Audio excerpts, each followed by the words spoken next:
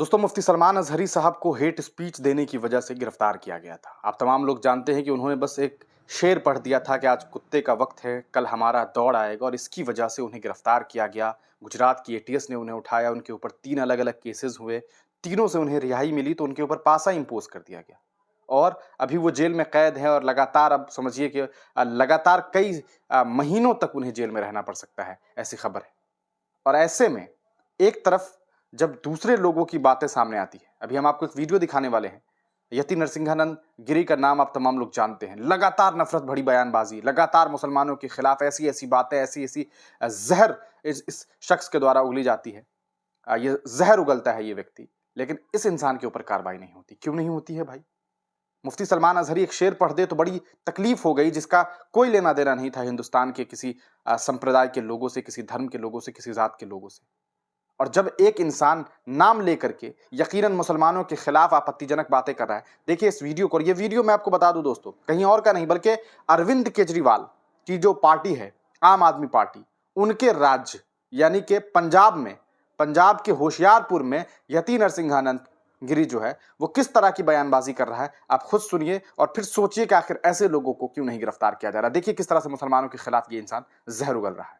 आज स्थिति ये है, हम इतने कमजोर हो चुके हैं कि अगले केवल 10 सालों में हिंदुओं के हाथ से भारत का भी राज जाने वाला है।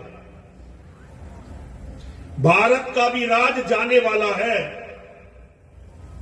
29 में या 34 के चुनाव में। हम केवल 24 का चुनाव जीत रहे हैं। 24 के चुनाव, आप कहोगे बाबा राजनीति की बात कर रहा है। भारत में अकेला बाबा हूं जो किसी राजनीति और किसी नेता से प्रभावित नहीं है, और न ही किसी नेता और राजनीति की बात करता हूं। केवल आपके घर की, आपके परिवार की, आपकी बेटियों की, आपके बेटों की बात कर रहा हूं। इस देश में 700-800 साल ऐसे लोगों ने राज किया है जो गांवों में जाते थे तो गांव में रहने वाले सबको मार देते थे, बहन बेटियों की मंडियां लगा देते थे। अरब के आए हुए लुटेरे, उन्होंने 700-800 साल इस देश में जंगल राज रखा। इस देश में जंगल राज रखा।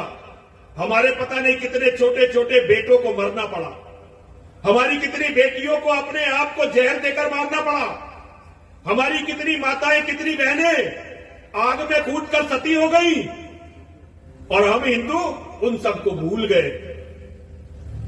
आज हम मंदिर बना रहे हैं तलवाड़ा में। क्या हमने ये सोचा है कि कल इस मंदिर का क्या होने वाला है? आपने एक शब्द सुना होगा, आजकल मीडिया पर बड़ा रहा, गजवाए हिंद। आपने सुना ये शब्द? नहीं सुना? नहीं सुना? तलवाड़ा वालों ने गजवाए हिंद शब्द ही नहीं सुना। आज जरा अपने घर जाइए, आपके सभी के पास एंड्रॉइड या एप्पल वाले फोन होंगे, जरा उनमें देखिए गजवाए हिंद क्या होता है। गजवाए हिंद ये अरब के लुटेरों की कॉन्सेप्ट है। अरब के लुटेरे संगठित होकर कहीं हमला करते हैं, जहां हमला करते हैं वहां सारे उन लोगों को मार देते हैं जो उनकी विचारधारा को नहीं मानते। ऐसे लोगों को वो काफिर कहते हैं। सारे काफिरों की हत्या कर देते हैं। सारे काफिरों की बहनों बेटियों को बलात्कार करके या तो मंडियों में बेच देते हैं या अपनी रखेल बना लेते हैं। सारे मठ मंदिरों को तोड़ देते हैं।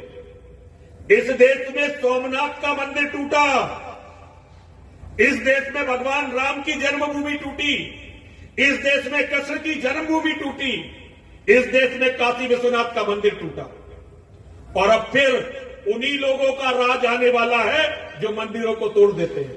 अगर यहां उनका कब्जा हो गया तो तुम्हारे पास हिंद महासागर में डूब के मरने के अलावा कोई रास्ता नहीं होगा,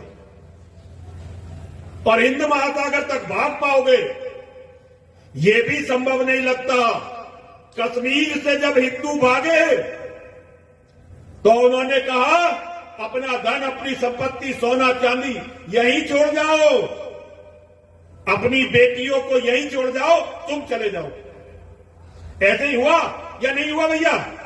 तो दोस्तों देखा आपने कि किस तरह से यति नरसिंहा निंदगिरी जो है वो मुसलमानों के ऊपर हमला कर रहा है, मुसलमानों को बलात्कारी बताने की कोशिश कर रहा है, मुसलमानों को हत्यारा बताने की कोशिश करता है, गजवई हिंद को लेकर के फर्जी फर्जी बातें कर रहा है, एक कौम को बदनाम करने की कोशिश की जा रही है, हिंदुस्तान के हिंदू भाइयों को किस तरह से बरगलाने की कोशिश हो रही है ये आपने देखा है।